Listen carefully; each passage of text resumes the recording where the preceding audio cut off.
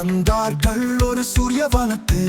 விண்ணிலே பறந்த பல சிறகு அனுபவிக்க போகிறோம் சிலதொரு நிமிடத்து.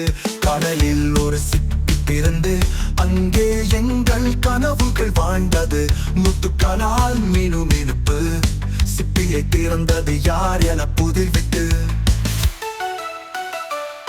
மாலை மேல் ஒரு குகை இருந்தது, அதிலிருந்து வெளிச்சம் தோன்றியது. குகைக்குள் ஒரு மர்ம உலகம், அங்கே நாங்கள் பார்த்தோம் புதுமை சகலம்.